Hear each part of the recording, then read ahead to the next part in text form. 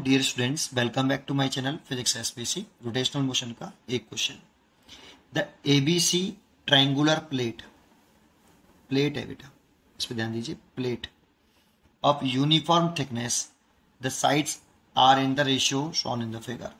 Side का ratio इधर का, ये 3 है, ये 5 है, ये 4 है। IAB, IBC and ICA are the moment of inertia of the plate about side AB, BC and CA respectively. Which one of the following relation is correct? तो इसको कैसे करें, पूरा न्यूमेरिकली करके बताऊंगा, फिर लास्ट में थ्योरेटिकली बता दूंगा। ठीक है, चलिए सॉल्यूशन। सबसे पहले आपको एक फॉर्मूला लर्न होना चाहिए ट्रायंगुलर प्लेट का। किसका? ट्रायंगुलर प्लेट का। तो for triangular plate, triangular plate, जैसे ये आपकी ट्रायंगुलर प्लेट है,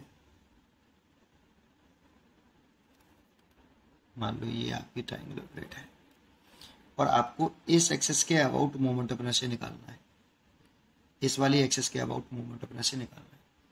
ठीक है, ये वाली एक्सिस, मान लो इसकी ये लंबाई एल है और इसका जो वर्टेक्स है ना, ये परपेंडिकुलर इस ट्रायंगल का, ये परपेंडिकुलर और इसकी हाइट ये एच है।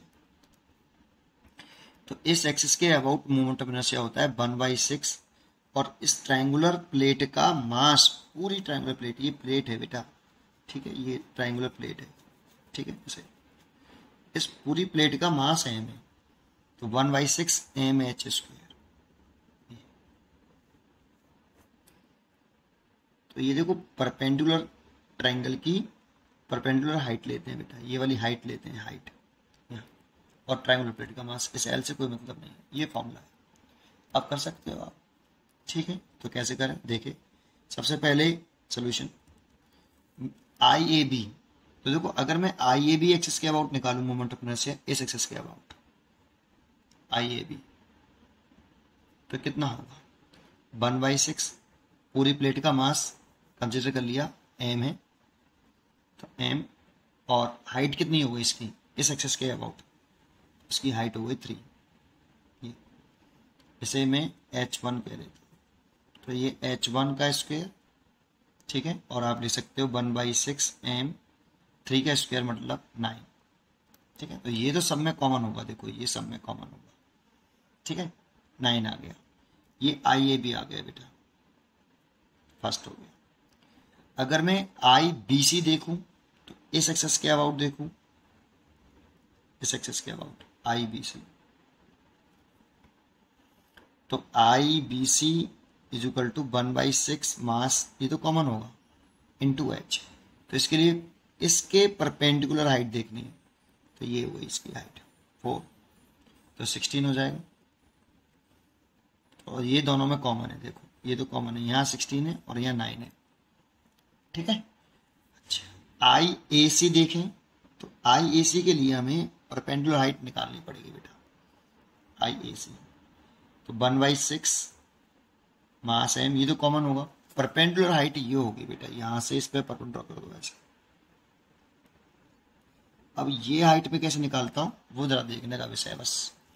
तो देखो इसको मैं ट्रायंगल को यहां बना लेता हूं, फिर समझाता हूं। ये मैंने ट्रायंगल बना लिया, ठीक है, ये आपका 4 है और ये आपका 3 है, और मेरे को ये फाइंड आउट करनी है बेटा, ये फाइंड करनी है, और ये आपका 5 है। तो ये वाली हाइट हम कैसे निकालें, इसे h3 बोलते हैं, और ये आपकी साइड C है और ये साइड आपकी A है। इस एक्सिस के अबाउट मोमेंट ऑफ इनर्शिया हमसे पूछ रहा है IAC, ठीक है। ये तो हाइट है, कैसे निकालें, तो देखो अगर ये हाइट निकालनी है तो क्या करें,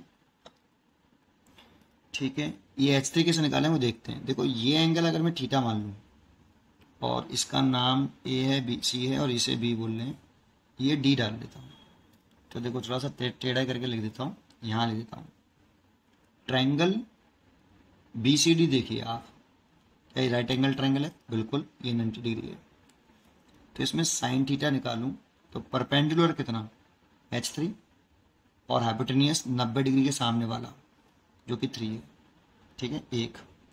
अगर मैं ट्राइंगल पूरे की बात करूं CBA, क्या ये राइट एंगल ट्राइंगल है? और क्या, ये देखो ये राइट एंगल ट्राइंगल है पूरा के पूरा, ये वाला। इसमें साइन थीटा लगा लूं, यही वाला एंगल साइन थीटा, तो परपेंडिकुलर तो 4 हो गया भाई, एंगल के सामने वाला परपेंडिकुलर होता है, और 90 डिग्री के सामने वाला हाइपोटेन्यूज, तो 90 डिग्री ये है तो हाइपोटेन्यूज 5 हो गया, 5 हो गया। ये क्वेश्चन नंबर 2। अब इन दोनों को साइन थीटा को इक्वल कर लो, तो इक्वल कर लिया तो ये हो गया h3y3 और ये हो गया 4y5, तो h3 इज इक्वल टू आ गया 12/5। ये देखो, इसीलिए इस एक्सेस के अबाउट जो मोमेंट ऑफ इनर्शिया हो जाएगा, सीधा कर देता हूँ, इस एक्सेस के अबाउट जो मोमेंट ऑफ इनर्शिया हो जाएगा मल्टीप्लाइड बाई, तो ये हाइट कितनी आई आपकी h3, और ये हाइट मैंने निकाली अभी आपकी 12/5, तो ये हो जाएगा 144/25। देखो ये जो सब में कॉमन है, दिख रहा है, ये कैलकुलेशन करने की जरूरत नहीं है, हमें तो बस ये देखना है कि कौन बड़ा है कौन छोटा है। देखो वैल्यू थोड़ी निकालनी है बेटा, तो इसको मैं इसमें डिवाइड करता हूँ ना, 144 डिवाइड बाई 25, तो ये 1/6m मल्टीप्लाइड बाई 5.76 आता है।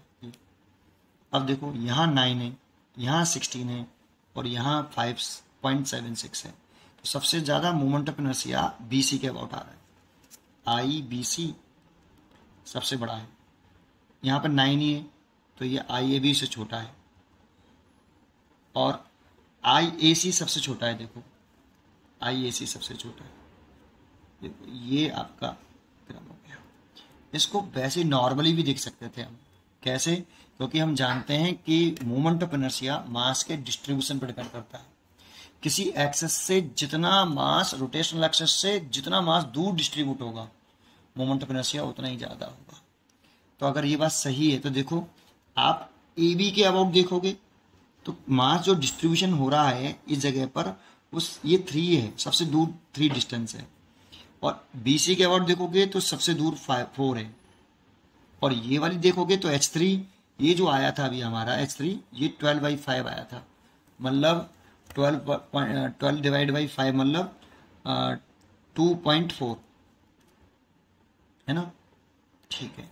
तो आप सोचो इस एक्सेस से जो मास डिस्ट्रीब्यूट है वो मैक्सिमम डिस्टेंस पर है 4, और इस वाली एक्सेस से जो मास डिस्ट्रीब्यूट है वो इससे कम है 3 डिस्टेंस पर, और इस वाली एक्सेस से देखें, इस वाली एक्सेस से तो मास का जो डिस्ट्रीब्यूशन है वो केवल 2.5 तक है ना, 2.4 तक सॉरी, तो सीधा सा है, वैसे भी हो जाता सिंपली, ठीक है। चलिए उम्मीद करता हूँ कि आपको ये समझ में आया होगा, इसलिए इसकी चॉइस देख लेते हैं। देखो ये तो कोई थ्योरम बन ही नहीं रही है ना, कोई भी थ्योरम नहीं बननी, ना पैरेलल एक्सिस थ्योरम ना परपेंडिकुलर थ्योरम, तो ये तो गलत ही है पक्का। ICA मैक्सिमम, तो ये तो सबसे छोटा है भैया, तो ये भी गलत हो गया। IAB बड़ा बता रहा है, तो ये भी गलत हो गया। D choice is correct. उम्मीद करता हूँ कि आपको ये क्वेश्चन जरूर समझ में आया होगा, पढ़ते रहिए और खुश रहिए। Thank you.